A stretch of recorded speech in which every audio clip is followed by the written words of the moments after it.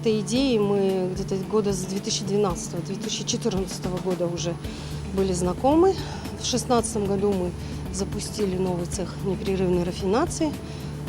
В течение всего этого периода работали над проектом. И вот буквально в конце апреля наш проект был окончательно реализован. То есть мы запустили линию по производству майонезов, соусов.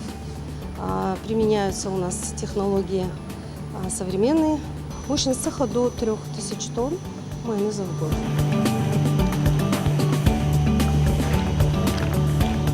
Как мы построили новый рафинационный цех, как у нас появились масло премиум-класса,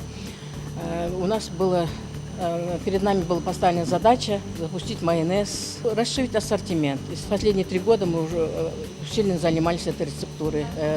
В этом мы задействовали ведущего специалиста именно по майонезной промышленности с Российской Федерации. Наша рецептура отличается тем, что постарались меньше закладывать ингредиенты крахмала, других, так как у нас основным сырьем является растительное масло, и мы взяли масло именно хлопковое растительное масло, дезодорированное.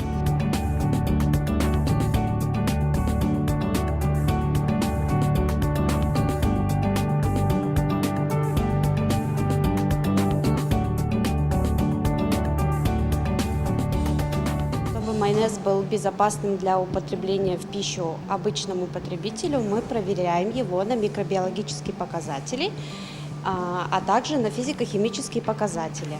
Производим производственный контроль. Также физико-химическая лаборатория занимается анализами проверки жира, процентность жира, также перекисное число и кислотность. Стоимость проекта чуть больше миллиарда тенге. В этом проекте большую поддержку нам в очередной раз оказал Банк развития Казахстана.